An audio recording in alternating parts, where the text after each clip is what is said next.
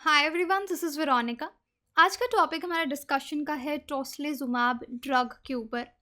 अब देखिए, कोविड 19 से लड़ने के लिए पेशेंट्स को टोस्लिजुमाब जो है ये दिया जा रहा है। और रिसेंटली 45,000 वायल्स आप देख सकते हैं इस ड्रग की स्टेट्स को एलोकेट की गई हैं। तो आज हम इस ड्रग के बारे में भी जानेंगे कि ड्रग कैसे काम करता है। आपकी कोई भी कन्फ्यूजन हो आप ऐसे कनेक्ट कर सकते हैं, because I feel together we can make a huge difference, चाहे फेसबुक पे, इंस्टाग्राम पे या टेलीग्राम पे। पीडीएफ जो है वो आपको सिर्फ और सिर्फ मेरे टेलीग्राम चैनल पे ही मिलेगा। डिस्कशन शुरू करते हैं। देखिए, जो हमारे यूनियन मिनिस्टर हैं उन्होंने कहा है कि एडिशनल जो 45,000 वायल्स हैं और टोस्लिजुमाब की कोविड 19 को ट्रीट करने के लिए डिफरेंट स्टेट्स और यूनियन टेरिटरीज़ को इंक्रीज डिमांड की वजह से वो भिजवाई जा रही हैं। इससे पहले ऐसा नहीं है कि पहली बार ही भिजवाई जा रही है, इससे पहले भी देखिए, ये ड्रग जो है टोस्लिजुमाब, ये एसिटमेरा के नाम से भी बिकता है। इसका नाम आप यहाँ पे देख सकते हैं। इससे पहले भी 9,900 वायल्स जो हैं टोस्लिजुमाब की, वो स्टेट्स और यूनियन टेरिटरीज़ को 30 अप्रैल 2021 ये एलोकेट की गई थी। अब और ज़्यादा इंक्रीज डिमांड आ रही है क्योंकि सेकेंड वेव ऑफ कोविड चल रहा है और बहुत ज़्यादा प्रेशर है। दवाइयों की कमी भी हो रही है। रेगुलरली आप भी अपने सोशल मीडिया पे देख रहे होंगे, कोई प्लाज्मा डिमांड कर रहा है, कोई डिफरेंट ड्रग्स डिमांड कर रहा है। उनमें से एक ड्रग टोस्लिजुमाब भी है। अब देखिए, ये जो ड्रग है ये इंडिया में मैन्युफैक्चर नहीं होता। अब ये वर्क कैसे करता है कोविड 19 के पेशेंट्स के लिए, ये मैं आपको डिटेल में समझाऊंगी, क्योंकि कोविड 19 चल रहा है और रिसर्च हम इतनी प्रॉपरली नहीं कर पा रहे। थोड़े से कोहर्ट पे ही रिसर्च करके अगर हमें कोई दवाई सही लगती है तो हम उसको यूज़ करके देख लेते हैं, अगर कहीं पे भी हमको बेनिफिट, कहीं पे भी रे ऑफ होप दिखता है। तो ये भी एक ऐसा ही ड्रग है। इंडिया में मैन्युफैक्चर नहीं होता, इसको हम सोर्स करते हैं, स्विस फार्मास्यूटिकल फर्म है, वहाँ से इसको ख़रीदा जाता है। ये जो दो एलोकेशंस मैंने आपको बताई, इन दो एलोकेशंस के सिवाय भी 50,000 से ज़्यादा वायल्स जो हैं वो स्टेट्स को रिसेंटली जो है वो भिजवाई गई थी, क्योंकि कोविड 19 में जो पेशेंट सिवियरली इल हैं, जो आईसीयू में हैं, उनको ये ड्रग उनको रिकवर करने में हेल्प करता है। वर्किंग में आपको इसकी समझाने की कोशिश करूँगी, ऑल दो इसके पीछे बहुत ज़्यादा आप कह सकते हैं बायोलॉजिकल प्रोसेसेस इन्वॉल्व हैं, लेकिन मैं आपको बहुत सिंपल लैंग्वेज में समझाने की कोशिश करूँगी ताकि आपको समझ आए। ये जो ड्रग्स आप भी अपने सोशल मीडिया पे डालते हैं कि पेशेंट्स को चाहिए, आपको भी पता होना चाहिए कि किस तरह से हमारी बॉडी में रिएक्ट कर रहे हैं, कहाँ पे मदद कर रहे हैं। एनीवे, पहले देखते हैं स्टेट गवर्नमेंट्स। देखिए, जो अलॉटमेंट है ड्रग्स का कि कैसे जनरल पब्लिक को ये मिलेगा, नीडी पेशेंट्स को मिलेगा, इसका जो मैकेनिज़्म है उसको पब्लिसाइज कर रही हैं। प्राइवेट हॉस्पिटल्स कैसे प्रोक्योर कर सकते हैं अथॉरिटीज़ से, ये सब डिसाइड किया जा रहा है। अब हम बात करते हैं टोस्लिजुमाब कोविड 19 का, ये जो ड्रग है ये वर्क कैसे करता है। देखिए, hyperactivation of immune system including release of pro-inflammatory cytokines such as interleukin-6 might play a key role in the pathophysiology of severe illness from COVID-19। अब काफ़ी टफ लगेगा, ऐसे पढ़ के समझ नहीं आएगा, इसको मैं इजी करके समझाने की कोशिश करती हूँ। जैसे जितने भी हमारे लेक्चर्स हैं इम्यून रिस्पॉन्स को लेके, वो मैंने आपको बताया कि हमारी बॉडी में इम्यून सिस्टम है, हमारे खुद के गार्ड सेल्स हैं। कोई भी बाहर से बैक्टीरिया, वायरस आएगा तो हमारी बॉडी उसके खिलाफ रिस्पॉन्स जनरेट करेगी, लड़ेगी, हमारी यहाँ खुद की आर्मी जो है वो तैयार हो जाएगी। लेकिन अब कोविड 19 के केस में ही मैं आपको बताऊँगी क्या हो रहा है। जब ये वायरस, जिसको आप कोविड 19 बोल रहे हैं, कोरोना वायरस जो है, ये हमारी बॉडी में जा रहा है, ये वायरस जब बॉडी में जा रहा है तो हमारी बॉडी के सेल्स इम्यून रिस्पॉन्स जनरेट होगा, इम्यून रिस्पॉन्स जनरेट हो रहा है। लेकिन अब प्रॉब्लम क्या हो रही है, ये जो कोरोना वायरस है हम इसको न्यूट्रलाइज नहीं कर पा रहे। साइंस में हम वर्ड यूज़ करते हैं न्यूट्रलाइज करना, किल यूज़ नहीं करते, मारना ही हो गया न्यूट्रलाइज करना। इस वायरस को बॉडी अगर ख़त्म नहीं कर पा रही है तो बॉडी को गुस्सा आ रहा है, वो और ज़्यादा सेल्स जो है वो रिलीज़ कर रही है, एकदम से बहुत सारे सेल्स अपनी आर्मी भेज रही है, जाओ वायरस को ख़त्म करो। तो बहुत ज़्यादा इम्यून रिस्पॉन्स जनरेट हो रहा है, जिसको बोल रहे हैं hyper activation of immune response. यानी इम्यून सिस्टम को गुस्सा आ रहा है कि क्यों मैं इसको ठीक नहीं कर पा रहा, और ज़्यादा सेल्स जो हैं वो रिलीज़ हो रहे हैं।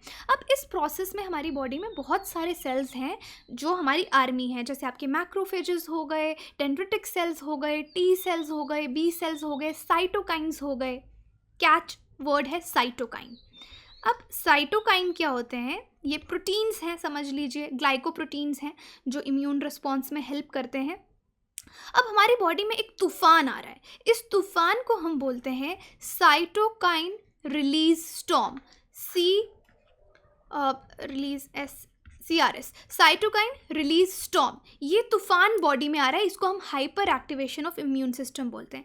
अब इस तूफान का क्या नुकसान होता है हमारी बॉडी को, क्योंकि जब इतना ज़्यादा इम्यून सेल्स हमारे रिलीज़ हो जाएंगे तो लंग्स में क्या इशू हो रहा है। यहाँ पे मैं लंग्स की बात करती हूँ, ये आपके लंग्स हैं अगर सपोज, तो लंग्स में आपके एल्वियोलाई है जो गैस एक्सचेंज होती है जिस वजह से हम सांस ले पा रहे हैं। एल्वियोलाई और आर्टरीज के बीच में गैस एक्सचेंज होती है जिसकी वजह से हम सांस ले पाते हैं। ओके, अब अगर हमारे लंग्स में ये जो बॉडी के सेल्स हैं यही इतने ज़्यादा भर जाएंगे, इन्फ्लेमेशन बोलेंगे, इन्फ्लेमेशन हो जाएगी तो हम सांस ठीक से नहीं ले पाएंगे, यानी एल्वियोलाई और आर्टरी के बीच में गैस ठीक से एक्सचेंज नहीं हो पाएगी तो क्या होगा, सांस लेने में दिक्कत आएगी, हार्ट पे प्रेशर पड़ेगा और इस वजह से मल्टीपल ऑर्गन फेलियर हमारा जो है वो हो सकता है इस तूफान की वजह से।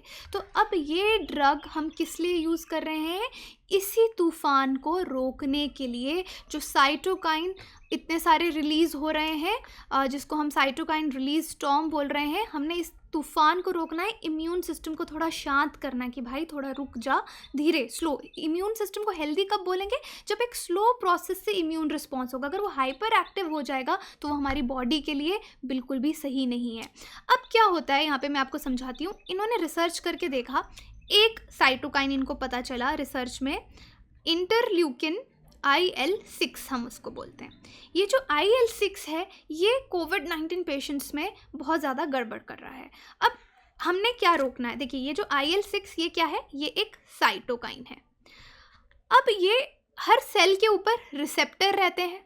ओके, अब ये IL-6 इस पे, ये जो IL-6 है, okay this is suppose IL-6, ये इसका रिसेप्टर है, ये इस पे जाके बाइंड हो जाएगा। अगर ये सेल के इस रिसेप्टर पे जाके बाइंड हो जाएगा, ओके यहाँ पे और भी रिसेप्टर्स हैं, तो सेल का रिस्पॉन्स और ज़्यादा, इसका बाइंड होने का मतलब है ये सेल को बोल रहा है और फौज भेजो, अपनी और आर्मी भेजो और सेल्स भेजो, इस वजह से हाइपर एक्टिवेशन हो रही है। अब हम किसी तरह से इस बाइंडिंग को रोकना चाहते हैं कि ये जो IL-6 है ये इन रिसेप्टर्स के साथ जाके बाइंड ना हो। तो यहाँ पे ये ड्रग काम आता है जिसका नाम है टोस्लीजुमैब। ये क्या करता है, ये इस IL-6 जैसा ही दिखता है, ये इस रिसेप्टर के साथ बाइंड कर सकता है। IL-6 का जो रिसेप्टर है उसको हम ऐसे लिखते हैं IL-6R। ओके, ये जो आप यहाँ पे ये दो स्ट्रेट लाइंस देख रहे हैं ये IL-6R है, IL-6R यानी इंटरल्यूकिन 6 रिसेप्टर। अब हम चाहते हैं कि IL-6 की जगह ये यहाँ पे बाइंड कर दे और IL-6 को बाइंड ना करने दे, क्योंकि IL-6 बाइंड करेगा तो क्या होगा, वो सेल को और गुस्सा दिलाएगा और फौज भेजो, राइट, अपने और सेल्स को एक्टिवेट करो। तो यहाँ पे टोस्लीजुमैब जब इंजेक्ट किया जाता है बॉडी में, ये IL-6 के साथ कॉम्पीट करता है, उसके रिसेप्टर्स पे जाके बाइंड करता है ये ड्रग, ताकि कि बॉडी का इम्यून सिस्टम थोड़ा शांत हो जाए, क्योंकि हमारी बॉडी कैस्केड ऑफ रिएक्शन से चलती है। अगर ये IL-6 यहाँ पे बाइंड होगा तो सेल को सिग्नल मिलेगा, ओके अभी बॉडी में गड़बड़ है, और सेल्स को भेजो और साइटोकाइंस रिलीज करो, इम्यून सिस्टम जो है वो और हाइपर एक्टिव होगा। तो इस हाइपर एक्टिवेशन को टोस्लीजुमैब रोकता है, क्योंकि मैंने आपको बता दिया इससे क्या नुकसान हो रहा है। जब जितने ज़्यादा सेल्स एक जगह पे इकट्ठे हो रहे हैं, अगर लंग्स में हो रहे हैं, तो वहाँ पे गैस एक्सचेंज में प्रॉब्लम आएगी, सांस लेने में ब्रीदिंग डिफ़िकल्टी होगी। धीरे धीरे हर सेल में, हर ऑर्गन में आपके अगर ये सेल्स इकट्ठे होने शुरू हो गए तो उनकी प्रोसेस को ये रोकेंगे, काम करने से रोकेंगे, तो मल्टीपल ऑर्गन फेलियर जो है वो हो सकता है। तो कोविड-19 पेशेंट्स को जो जिनकी आपने देखा होगा बहुत ज़्यादा डेथ मल्टीपल ऑर्गन फेलियर की वजह से हो रही है, ब्रीदिंग प्रॉब्लम से हो रही है, तो उन लोगों को सीरियस पेशेंट्स जो होते हैं जिनमें हाइपर एक्टिव हो जाता है इम्यून सिस्टम, उनको टोस्लीजुमैब दिया जाता है उनके इम्यून सिस्टम को शांत करने के लिए। आई होप जितना सिंपल करके मैं ये समझा सकती थी मैंने पूरी कोशिश की है। अगर आपको अभी भी समझ नहीं आए तो आप मेरे से सोशल मीडिया पे कांटेक्ट कर सकते हैं। अब दूसरी चीज़ देखिए, इसकी जगह जो टोस्लीजुमैब हम यूज़ कर रहे हैं, इससे पहले हम कुछ स्टेरॉइड्स भी यूज़ कर रहे थे। स्टेरॉइड्स भी ऑलमोस्ट इसी तरह का काम करते हैं, रिसेप्टर साइट्स पे जाके बाइंड करते हैं ताकि जो सेल्स हैं इम्यून सिस्टम के जो साइटोकाइन्स जैसे केमिकल्स हैं, प्रोटीन्स हैं, वो बाइंड ना कर पाएँ और इम्यून सिस्टम शांत हो जाए। जैसे अब डेक्सामेथासोन एक ड्रग है, स्टेरॉइड है, उसको यूज़ किया जा रहा था और अब हम टोस्लिजुमैब को प्रमोट कर रहे हैं क्योंकि कुछ स्टडीज़ में इसका बेनिफिट जो है वो देखा गया। तो इसलिए टोस्लिजुमैब क्या है, ये एक रिकॉम्बिनेंट ह्यूमनाइज्ड मोनोक्लोनल एंटीबॉडी है। इसको रिकॉम्बिनेंट ह्यूमनाइज्ड क्यों बोला जाता है? अब देखिए, ये टोस्लिजुमैब ह्यूमन सेल्स के रिसेप्टर पे बाइंड कर रहा है। तो इसको कैसे बनाया गया है? हम कोई भी चीज़ जो रिकॉम्बिनेंट होती है उसको कैसे बनाते हैं? किसी और एनिमल को यूज़ करके। जैसे यहाँ पे माउस यूज़ किया गया है या माइस आप बोल लीजिए, इसको यूज़ किया गया है। इसमें हमने IL-6 जो है वो डाला। जब हमने IL-6 जो साइटोकाइन है माउस में डाला तो माउस का भी इम्यून सिस्टम है वो एक्टिव हो गया। उसने IL-6 के खिलाफ एंटीबॉडीज़ बनाई। जो एंटीबॉडीज़ यहाँ पे बनाई गई हैं उसको हमने ले लिया और उससे ड्रग टोस्लिजुमैब बनाया और उसको फिर कोई भी ह्यूमन आप कह लीजिए एंटीबॉडी पे के साथ मिला के उसको बॉडी में दे दिया। तो इस तरह से टोस्लिजुमैब को बनाया जाता है। ये रिकॉम्बिनेंट ह्यूमनाइज्ड मोनोक्लोनल एंटीबॉडी है जो कि अब आपको समझ आएगा that inhibits binding of IL-6, जो कि IL-6 की बाइंडिंग को रोकता है टोस्लिजुमैब। अब देखिए, जो IL-6 रिसेप्टर्स हैं जो मैंने आपको बताए, ये मेम्ब्रेन बाउंड भी होते हैं, सेल्स पे मेम्ब्रेन्स होती हैं और ये ऐसे सॉल्युबल फ्री भी होते हैं। तो ये मेम्ब्रेन और सॉल्युबल IL-6 रिसेप्टर्स को बाइंडिंग साइट पे जाके चिपक जाता है और IL-6 को वहाँ पे बाइंड करने से रोकता है। I hope this is clear. और पहले की कुछ ऑब्जर्वेशंस चाइना की हैं जो ये सजेस्ट करती हैं कि जो हॉस्पिटलाइज्ड पेशेंट्स हैं जिनको टोस्लिजुमैब दिया गया उनकी कंडीशन काफ़ी ज़्यादा इम्प्रूव हुई है। लेकिन ये जो भी रिपोर्ट्स हैं जिसके बलबूते पे हम ये दवाइयाँ दे रहे हैं, ये प्रिलिमिनरी रिपोर्ट्स हैं। लार्ज जो ऑब्जर्वेशनल स्टडीज़ हैं क्रिटिकल इल पेशेंट्स पे हुई हैं और वहाँ पे यही दिखाया है कि मॉर्टेलिटी किसी जिनको भी टोस्लिजुमैब दिया गया उनकी जो कंडीशन है वो बेटर हो रही है। एटलीस्ट इस ड्रग की वजह से किसी की डेथ नहीं हो रही। ये फ़ायदा इसका हो रहा है। और बाकी एक और स्टडी यहाँ पे आप देख सकते हैं, आरीमैप कैप ने स्टडी जो यहाँ पे हुई है वहाँ पे भी इन्होंने दिखाया कि टोस्लिजुमैब जो है सर्वाइवल बेनिफिट दिखाता है क्रिटिकल इल पेशेंट्स पे जहाँ जहाँ इसको यूज़ किया। जैसे मैंने कहा कि छोटे छोटे कोहर्ट्स पे ये स्टडी हो रही है।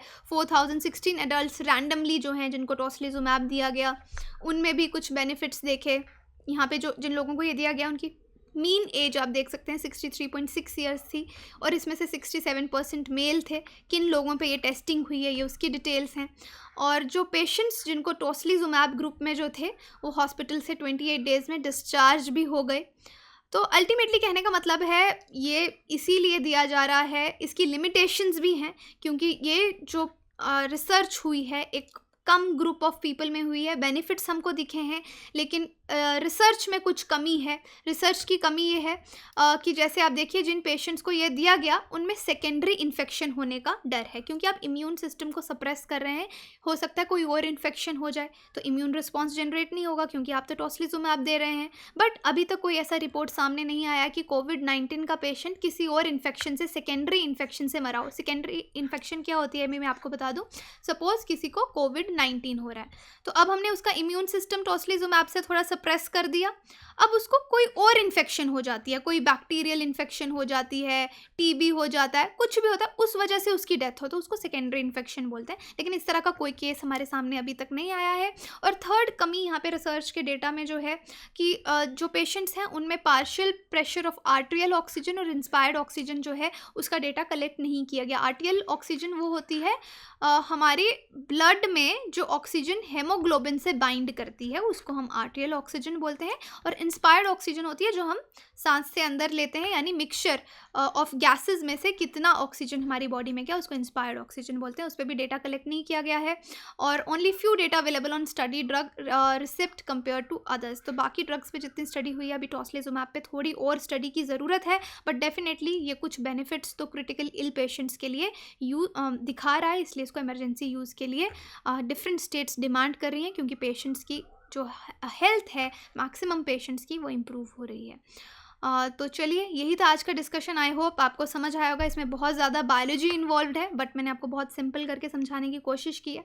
अभी भी कोई क्वेरी हो आप कनेक्ट कर सकते हैं, बाकी आप हमारी वेबसाइट विजिट कीजिए, हमारी ऐप आप जो है वो डाउनलोड कर सकते हैं हमारी कोर्सेज़ की जानकारी के लिए। Thank you so much.